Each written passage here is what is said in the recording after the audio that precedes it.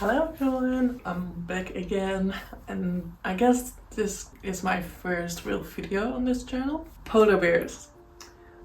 Man, I love bears. I love bears. They make me so happy. It's hard to explain why I like bears so much. Look at them, they're cute. When it comes to bears, I think my favorite bear is the polar bear. They're huge, they're so big, they're incredible. I think I'm also a little bit biased because I really enjoy the Arctic and polar bears live in the Arctic, so I'm a little bit biased, I think. I decided to do my first video about polar bears because, as I said in the introduction, I'm an animal management student, and since September I've been working on multiple essays about polar bears. So I feel like the last few months I've really got to know them and I learned so much about polar bears. I liked them before, but now I even like them more. So I guess that's why this video is about polar bears. Okay, first of all, I would like to say that the scientific name for polar bears is Ursus maritimus.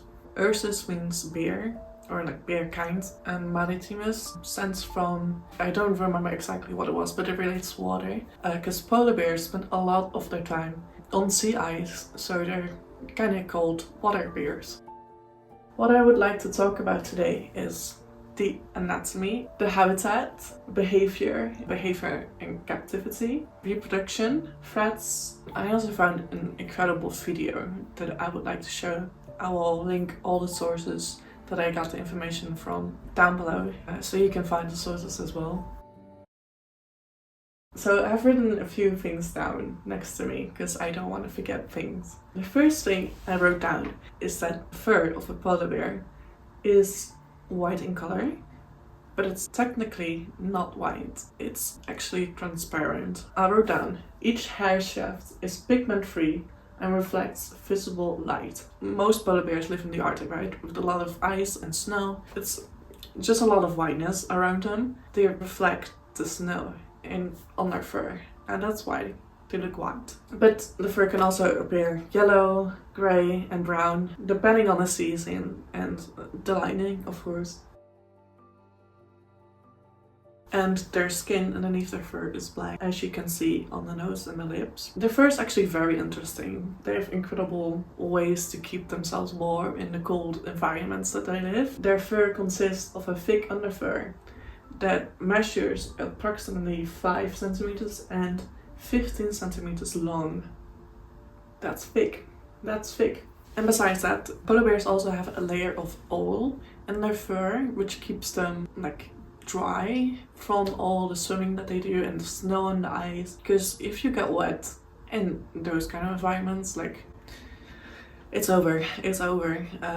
Yeah, they need that oil to stay dry and to stay warm. However, baby polar bears do not have this oil on their fur yet, and that's why the cubs usually don't swim in the beginning of their life, and their mom will really try to find alternative ways to go wherever they need to go, but not through the water. Cubs will die if they will swim in the water without having the oil in their fur. Polar bears are big.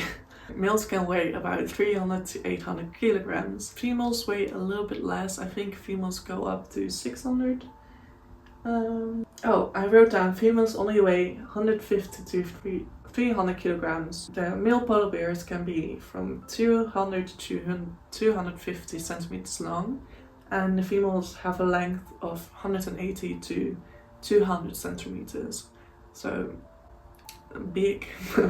That's all I have to say. They're tall, they're big. Polar bears look a little bit different than other bears because their face is a little bit smaller and their neck is a little bit longer. Besides that, as I've said before, polar bears are big and tall and they weigh a lot, bigger than other bears. Polar bears can live to 20 to 30 years old. However, in the wild they usually don't reach those old ages. Only a small percentage live past 15 years old. They live in ice-covered marine environments in the Arctic. Most polar bears live near the coastlines because that's where they can find most of their food, which is a seal. A few of them chill on the central of the Arctic, but they prefer the coastlines. the sea ice provides essential habitat for hunting and breeding. I wrote down, in regions where sea ice remains year-round, polar bears can hunt continuously.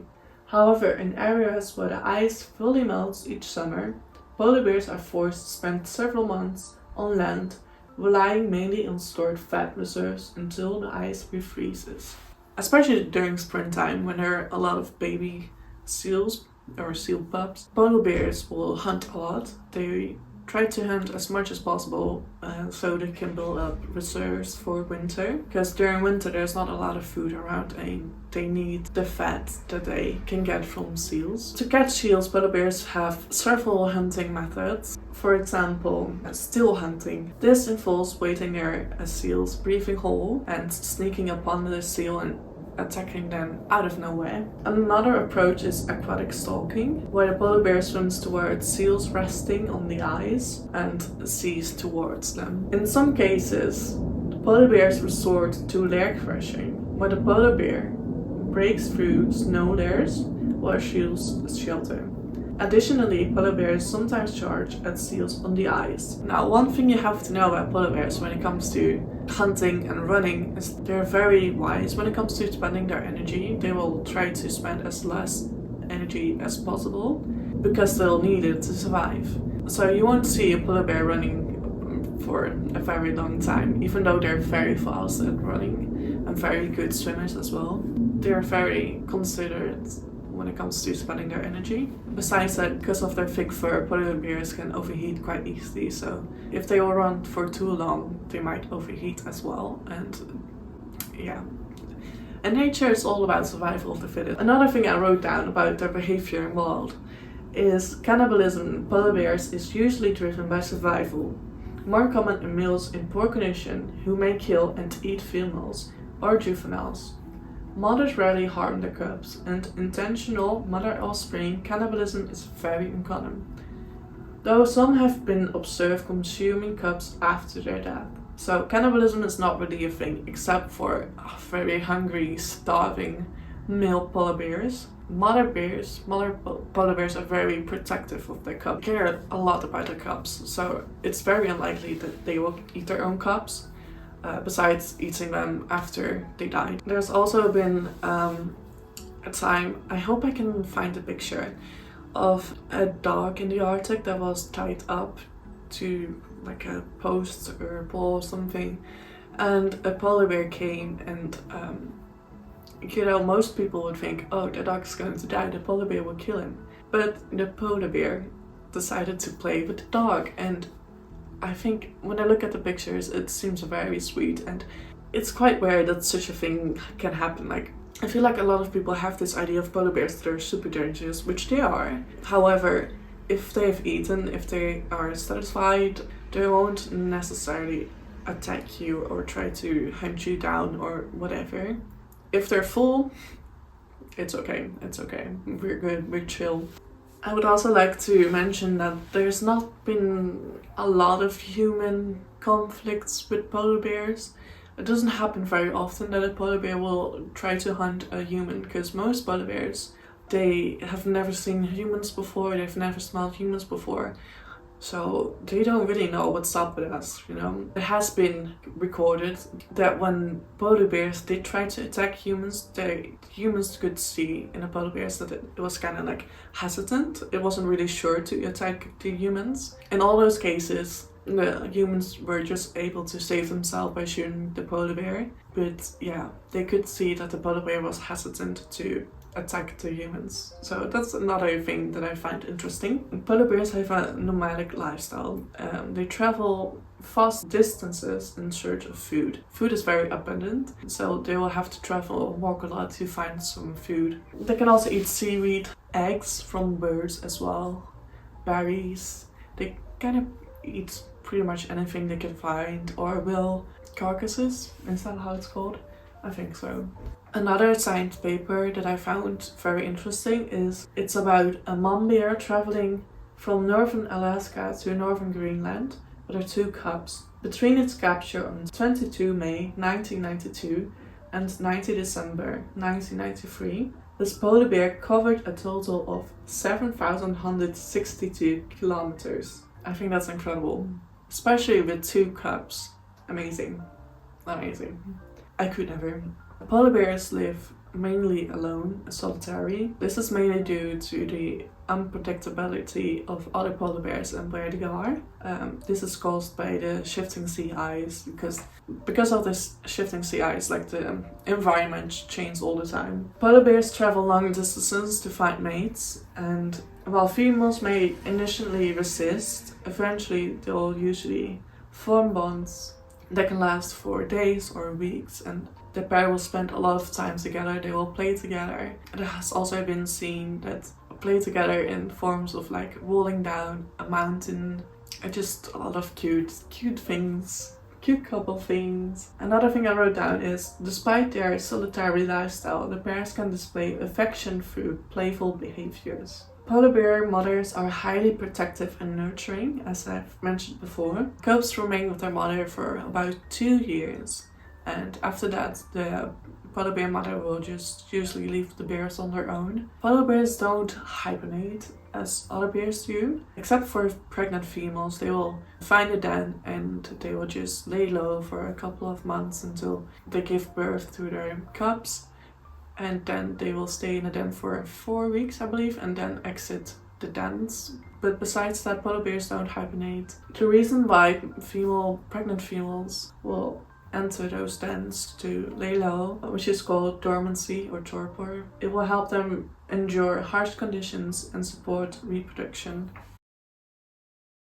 As I've said before, polar bears have a huge range of habitat, whereas in captivity they only have such a smaller place to roam around, and this can contribute to the development of stereotypical behaviors. These behaviors can include pacing back and forth in the same spot, or head spinning. These behaviors are often linked to stress and correlates with elevated cortisol levels. These stereotypical behaviors can happen in captivity.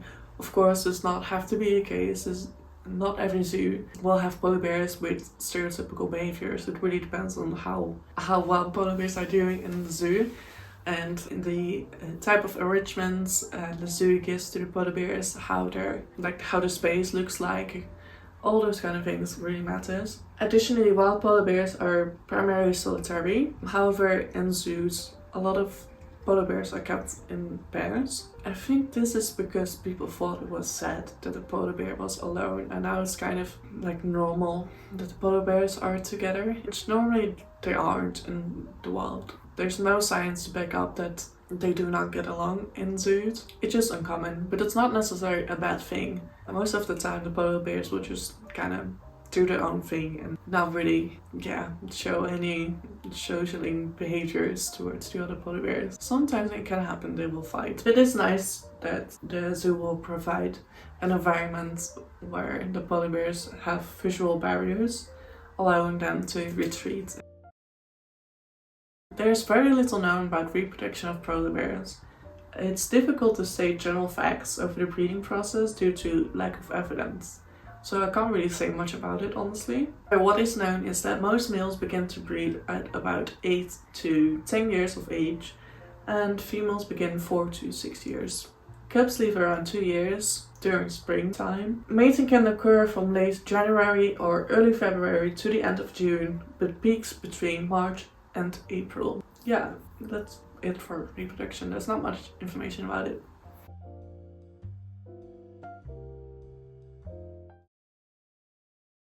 The polar bear is currently listed as vulnerable under criteria 3A on the IUCN Red List of Threatened Species in 2015. Excuse me. Polar bears have been listed as vulnerable since 1982, with an exception for 1996, when they were listed as lower risk conservation dependent. I have 3 things what the biggest concerns are when it comes to polar bears. First of all, climate change, as most animals struggle with. The impact of climate change is warming the Arctic and the sea ice, which messes up the structure, distribution of the sea ice. By reduction of sea ice, there's less habitat for the polar bears, which affects their long-term survival. Polar bears really depend on the sea ice. That's why they live, that's where they get their food from, that's where they breed. you know, all those things. Sea ice is so important for polar bear. Each year, polar bears need to accumulate enough energy to survive periods when seals are less available. Due to early ice breakup in spring, polar bears have less time to assess prey. This leads to longer periods of fasting, poorer body conditions, and decreased survival rates. Ultimately, this results in a decline in subpopulations, potentially leading to local extinction. Another thing is, you know, as the physical condition of polar bears are declining or worsening, more of them seek alternative food. I don't remember exactly what it was, but a few years ago, a bunch of polar bears gathered in a small village, I think in Canada. They started wandering around the village trying to see food from humans. It's bizarre to see polar bears like all gathered together to get food, human food. Yeah, it's not really a good sign. And besides, because they have to seek alternative food, they might go to villages more often, increase human and polar bear conflicts, which we do not want. Like, the polar bears aren't doing well, they're vulnerable. Humans also want to protect themselves, so they will have to shoot polar bears if their life depends on it. Understandably so, but it's also sad that when the polar bears aren't doing well, that we have to do those kind of things in order to protect ourselves, you know? The last thing that is a threat to polar bears is pollution. In addition to climate change, the development and transportation of oil and gas in the Arctic is increasing. The risk of oil spills poses a threat to the well-being of polar bears. To maintain the insulating properties of the fur, polar bears clean themselves often. Previous studies have shown that all polar bears were suffering critically severe terminal effects on the gastrointestinal tract, kidneys, liver, blood, and respiratory systems. More symptoms were hair loss, anemia, anorexia, acute inflammation of the nasal passages, increased metabolic rates, elevated skin temperatures, and epidermal responses and stress. We don't want polar bears covered with oil. That's basically the conclusion of this part. Pollution, bad. Oil covered polar bears, bad. So the video that I would like to show you guys is about a polar bear who got a can stuck on his lips, tongue, something like that, and she couldn't remove it herself. So she went out to a person, a human, and like asked for help, which is like, polar bears are usually not walking towards humans for help. Like, this whole situation is like incredible. It's incredible. That's all I can say. Yeah, let's just watch it. This polar bear has been rescued near an Arctic outpost in northern Russia after getting its tongue caught in a can of condensed milk. Residents of the remote settlement of Dixon sounded the alarm when a 2-year-old female was seen wandering around the huts in the village on Wednesday. A team from Moscow Zoo flew out to tranquilize the animal and remove the sharp metal from her mouth. They also treated the cuts to her tongue. It's so sad that our rubbish affects those beautiful animals, but it's also so beautiful that she comes out to a village to ask for help from the humans. Like, I really wonder what was going through her mind. Like, oh, I should go over there because they can help me. And I think it's really incredible that the Moscow Zoo helped her get rid of the thing. Mikhail Uspenskii was part of the rescue team. But yeah, it's really sad that because of the can, she couldn't eat, couldn't drink, all those things, and had to suffer because of our trash. The female polar bear was thin, slightly dehydrated. Her tongue was damaged, but most likely it will heal. The main muscles were not damaged, just cuts on the upper skin. Svetlana Akulova, the Director General of Moscow Zoo, said the next step for the rescue mission is the polar bear's recovery from anesthesia. In a report this week, a team of Canadian and US scientists warned that hungry polar bears are increasingly turning to garbage dumps to fill their stomachs as their icy habitat disappears due to climate change. I do think it's very cute that they left a bunch of fish for her. Oh, thank you. Thank you for taking care of the polar bear. Thank you. That was the video I wanted to show you guys. I thought it was very interesting. I hope you also thought it was interesting. If you watch all the way, thank you. I am very grateful that you watched it all the way, and I really hope you liked it. I feel like I was just yapping about polar bears, and you know, I have so much more to say, but I feel like I shouldn't talk for too long because I know that people that are attention spans aren't that long, so I hope this video was interesting enough to listen to it all the way, and I hope you learned something more about polar bears. I feel like there's still so much information in my head that I can just like blurt out, but I don't think I should because that would be too overwhelming. Yeah, I really hope you enjoyed this video and know more about polar bears now, and also know about their threats and be more aware of it. I'll also link down some polar bear organizations that help polar bears in the wild or conservation. You can check those out. It's not all hopeless. There's a lot of research still ongoing. Every day we get more information about polar bears, which is great. Yeah, let's keep that going. Let's protect our polar bears and their beautiful environment in the Arctic. If you have any thoughts about polar bears or any questions or just any comment you would like to make, we can keep talking in the comment section. I would love to hear your thoughts. It's been great. I've had a good time recording this video. I'll see you next week.